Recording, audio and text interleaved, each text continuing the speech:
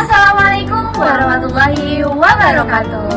Halo semuanya, perkenalkan nama saya Ariska Nur Syafa'a dengan NIM 117 dan saya Arisdati Ayetuniswa dengan NIM 126. Di video kali ini kami akan membahas tentang hak dan kewajiban para pihak serta bentuk penyalahgunaannya dalam perikatan yang ditinjau dari hukum perdata maupun hukum Islam. Pembahasan kali ini merupakan salah satu tugas dari mata kuliah Hukum Perikatan yang dibimbing oleh Ibu Umi Rohmah MSI. Sebelum lanjut ke pembahasan inti, izinkan kami untuk memperkenalkan terlebih dahulu rekan-rekan dari kelompok 2. Halo, nama aku Rahayu Ningsih dengan NIM 112. Saya Muhammad Romli dengan NIM 216.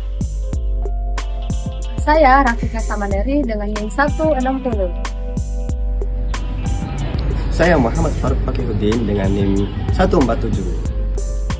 Hukum perdata perikatan adalah hubungan hukum antara dua pihak ataupun lebih, di mana satu pihak hukum berkewajiban untuk menuntut suatu prestasi dan pihak lainnya berkewajiban untuk memenuhinya. Hal ini dijelaskan dalam pasal 1233 KUH Perdata. Nah, hak dan kewajiban para pihak biasanya ditentukan berdasarkan perjanjian yang dibuat ataupun ketentuan undang-undang. Dalam perikatan sendiri terdapat dua pihak utama, yaitu kreditur dan juga debitur. Selanjutnya ada hak dan kewajiban kreditur. Nah, kreditur sendiri adalah pihak yang berhak menerima prestasi. Nah, hak kreditur antara lain menuntut pemenuhan prestasi dari debitur sesuai perjanjian. Terus ada menuntut ganti rugi jika debitur melakukan non-prestasi, membatalkan perjanjian jika debitur tidak memenuhi kewajibannya secara serius. Terus mendapatkan perlindungan hukum atas hak-haknya. Nah, sedangkan kewajiban kreditur adalah menerima prestasi dari debitur sesuai perjanjian, tidak menghalangi debitur dalam melaksanakan kewajibannya, berhak dengan etikat baik dalam berhubungan perikatan. Nah, terus ada hak dan kewajiban debitur. Nah, debitur sendiri adalah pihak yang berkewajiban memenuhi prestasi. Nah, hak debitur antara lain mendapatkan perlindungan hukum dari penyalahgunaan kewenangan oleh kreditur, meminta penundaan kewajiban jika terjadi keadaan memaksa, mendapatkan perjanjian yang adil, tidak memberatkan. Nah, sedangkan kewajibannya adalah memenuhi prestasi tepat waktu sesuai perjanjian, tidak melakukan tindakan yang merugikan kreditur, memberikan informasi yang benar jika membuat perjanjian. Perikatan dalam hukum Islam. Perikatan dalam hukum Islam itu disebut akad, yaitu kesepakatan antara dua pihak yang menimbulkan hubungan melalui ijab dan qabul. Akad dilakukan berdasarkan 3 prinsip. Yang pertama itu keadilan, keterbukaan, dan tidak mengandung unsur yang seperti gharar, maisir, dan riba. Di sini saya akan menyebutkan beberapa contoh dari akad ya. Yang pertama itu ada akad jual beli. Penjualan berhak menerima pembayaran dan wajib menyerahkan barang sesuai kesepakatan.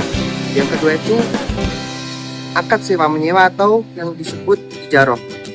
Ini penyewaan berhak mendapatkan manfaat dari barang yang disewa dan wajib membayar upah. Yang ketiga itu ada akad kerjasama atau mudharabah.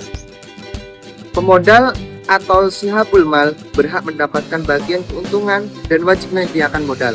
Yang keempat itu ada akad hutang piutang. Pemberian hutang berhak menerima kembali hutangnya dan tidak boleh menekan pihak yang berhutang. Penyalahgunaan hak dan kewajiban. Dalam praktiknya, sering terjadi penyalahgunaan hak dan kewajiban dalam perikatan. Secara hukum perdata, hal ini dapat berupa konfiskasi, perbuatan melawan hukum, dan pelanggaran asas umum seperti pasca, serpada, dan yang harus dilaksanakan. Dan dalam Islam, penyalahgunaan dapat berupa ingkar janji, melakukan transaksi yang mengandung riba, gharar, ataupun maisir, dan penipuan, paksaan, ataupun penyalahgunaan amanah. Oke, di sini aku akan membahas tentang wan prestasi. Nah, apa sih wan prestasi dalam perikatan itu? Wan prestasi merupakan kondisi ketika debitur tidak memenuhi kewajibannya sesuai dengan perjanjian. Nah, bentuk-bentuk wan prestasi antara lain itu ada 4. Yang pertama, tidak melaksanakan kewajiban sama sekali. Lalu yang kedua, terlambat melaksanakan kewajiban. Lalu yang ketiga, melaksanakan kewajiban tetapi sesuai dengan perjanjian. Lalu yang keempat, melakukan sesuatu yang dilarang dalam perjanjian. Akibat hukumnya, debitur dapat diminta. Yang pertama itu bayar ganti rugi. Lalu yang kedua itu memenuhi perjanjian. Lalu yang ketiga itu pembatalan perjanjian.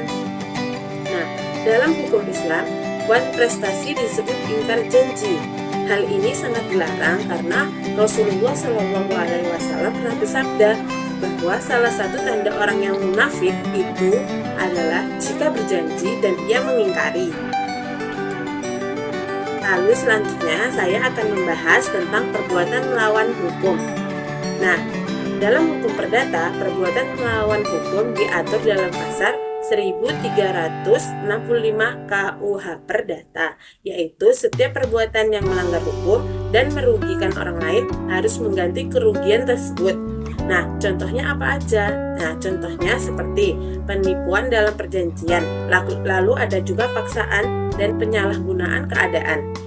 Sedangkan dalam hukum Islam, perbuatan merugikan disebut dengan jinayah, yaitu perbuatan yang melanggar hukum Islam dan merugikan pihak lain baik terhadap harta, jiwa, maupun kehormatan seseorang. Perbuatan melanggar hukum atau PMH dalam hukum perdata dan hukum Islam. Yang pertama ada hukum perdata. Pengertian PMH dalam hukum perdata adalah tindakan yang bertentangan dengan hukum dan menimbulkan kerugian bagi pihak lain. Kemudian menurut pasal 1365 KUH Perdata, tiap perbuatan yang melanggar hukum dan membawa kerugian kepada orang lain mewajibkan orang yang menimbulkan kerugian itu karena kesalahannya untuk menggantikan kerugian tersebut. Kemudian ada unsur-unsur PMH, yaitu adanya perbuatan yang bertentangan dengan hukum, adanya kesalahan atau kelalaian dari pelaku, adanya kerugian yang dialami oleh pihak lain, dan adanya hubungan sebab akibat antara perbuatan hukum dan kerugian yang timbul.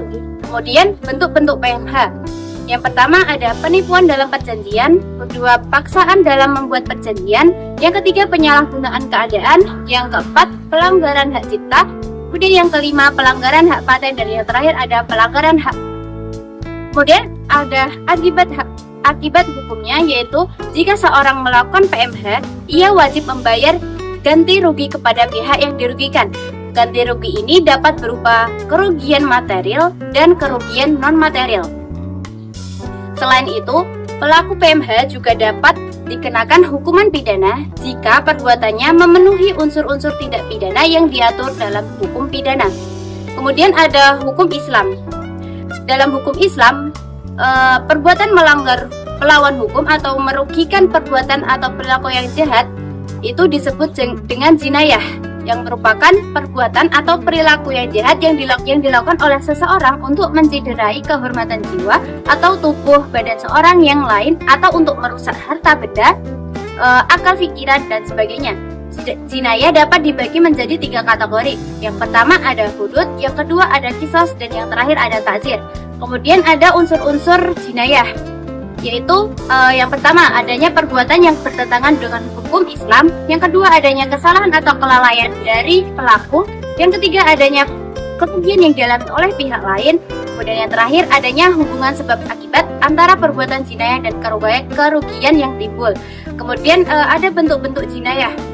Yang pertama ada riba, yang kedua ada gharar, yang ketiga ada maisir, kemudian ada penipuan, kemudian ada paksaan, kemudian ada penyalahgunaan amanah, pencurian, perampokan, penipuan dalam jual beli, dan pelanggaran hak-hak orang lain. Kemudian ada akibat hukumnya, yaitu jika seseorang melakukan jinayah, ia wajib bertanggung jawab atas kerugian yang diderita oleh pihak lain. Akibat hukum jinayah dalam hukum Islam dapat berupa kewajiban membayar ganti rugi, diat ataupun daman, kemudian hukuman hudud, kisos atau takzir, dan pembatalan akad jika jinayah dilakukan dalam rangka pembuatan akad. Selain itu, pelaku jinayah juga akan mendapatkan dosa dan murka dari Allah Subhanahu wa taala dan dapat dikenakan hukuman duniawi dan akhirat.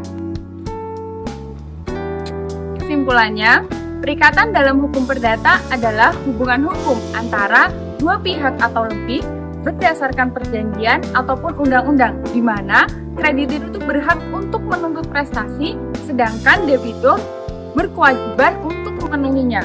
Nah, dalam hukum Islam sendiri, perikatan itu disebut akad yang didasarkan pada kesepakatan ijab kabul serta prinsip keadilan dan keterbukaan dengan larangan terhadap riba, gharar, dan maisir. Baik dalam hukum perdata maupun hukum Islam, para pihak memiliki hak dan kewajiban masing-masing yang harus dipenuhi dengan itikat baik.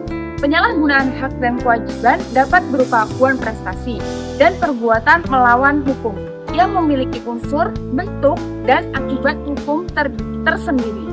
Akibat hukum dari pelanggaran ini antara lain kewajiban membayar gaji, pembatalan perjanjian ataupun akad, serta hukuman lain sesuai ketentuan yang berlaku, termasuk konsekuensi spiritual dalam hukum Islam. Sekian penjelasan dari kelompok kami, kurang lebihnya kami mohon maaf dan terima kasih. Wassalamualaikum warahmatullahi wabarakatuh.